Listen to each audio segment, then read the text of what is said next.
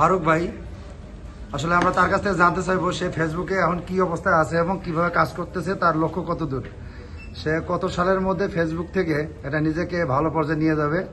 আমরা এইসব বিষয়ে আমরা ফারুক ভাইয়ের কাছ থেকে জানতে চাবো। ফারুক ভাই কেমন আছেন? আলহামদুলিল্লাহ ভাই, আপনি ভালো আছেন? জি আলহামদুলিল্লাহ ভালো আছি। ফারুক ভাই, আপনার এই মুহূর্তে ফলোয়ার সংখ্যা কত? মাত্র 7,000। আপনার পেজটার নামটা যদি একটু বলতেন। JF blog. জি, আপনি কি নিয়মিত প্রতিদিন কাজ করেন?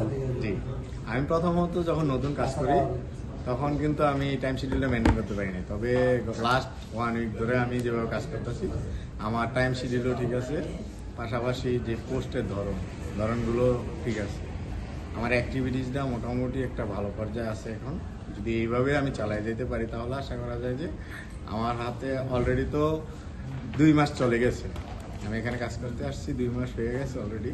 তা আমি আশাবাদী যে আগামী 1 মাস, আমাদের হাতে যে 1 মাস আছে ডিসেম্বর 2024 সালে, আমি আশাবাদী যে ফেসবুক নতুন করে যেই ক্যাটেগরি দিয়েছে, এই ক্যাটেগরিগুলো দিয়েছে ওইগুলো অনুযায়ী আমি দেখা যাচ্ছে যে 2025-এ আমি আশাবাদী আর কি।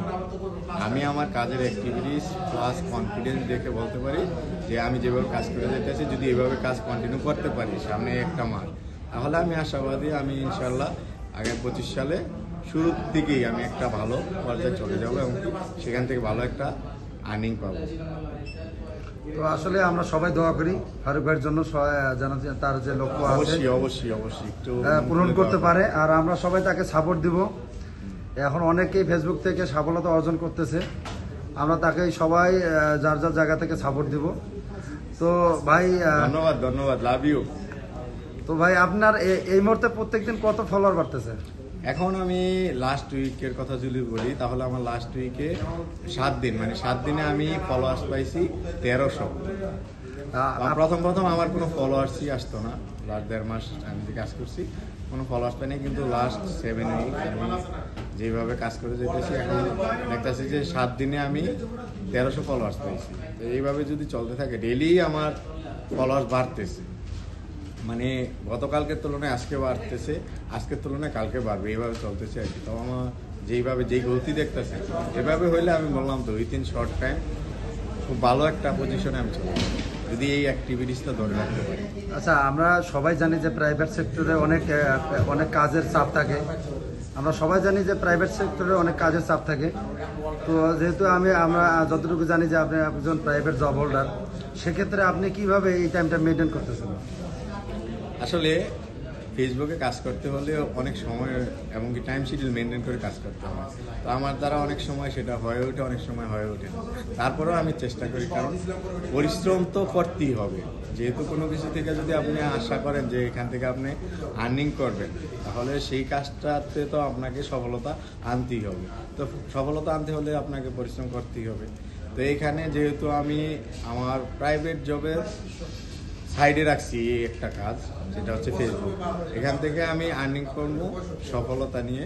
তো আমি এই আমার চাকরির পাশাপাশি যেই টাইমগুলো আছে, যেমন ছুটির পরে বাসায় গিয়ে তারপরে আবার লাঞ্চ টাইমে তো আমাদের যে ব্রেকটা হয় 1 ঘন্টা, সেখানেও আমি একটা জায়গা সিলেক্ট করছি। আমি আবার একটা গাড়ি আছে, তো লাঞ্চ টাইমে আমি গাড়িটা দিয়ে সেই জায়গায় চলে যাই। একটা মাঠ আছে, ওই মাঠটা জায়গাটা খুবই সুন্দর, সেখানে যাই লাঞ্চ টাইমে গিয়ে কয়েকটা রিলস তৈরি করি।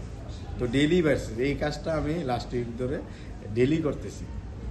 এইটা করার কারণে দেখা গেছে এই যে লাঞ্চ টাইমে আমি যে 2-3টা রিলস বানাই, এই রিলসটা বানানোর কারণে কন্টিনিউ আমার অ্যাক্টিভিটিসটা এখন ফুলফিল করতে পারতেছি। যদি একদিন মিস করি তাহলে একদিনই আমার মিস হবে, তাই এই কাজটা আমি একটু কন্টিনিউ করতেছি। তারপরে এখান থেকে অফিস শেষ করে যখন বাসায় যাই চেষ্টা করি সেখানেও 2-একটা রিলস তৈরি করার জন্য, বা লাইভে এসে কিছু কথা বলি, সেখান থেকেও হয়।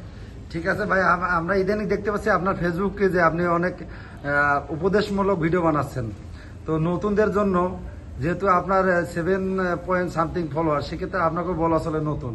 হ্যাঁ, তো সেক্ষেত্রে আপনারা যারা একদম নিউ, যারা চিন্তা করতেছে যারা ফেসবুকে কাজ করবে, তাদের জন্য আপনার কোনো অ্যাডভাইস পরামর্শ?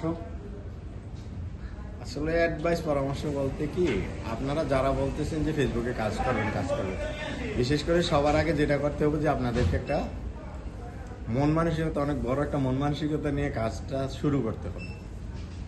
প্রথমে কি কাজ শুরু করতে হবে, যে কোনো কাজেরই শুরু করতে হবে। শুরু করার পরে ভাববেন যে কিভাবে কি করলে হবে।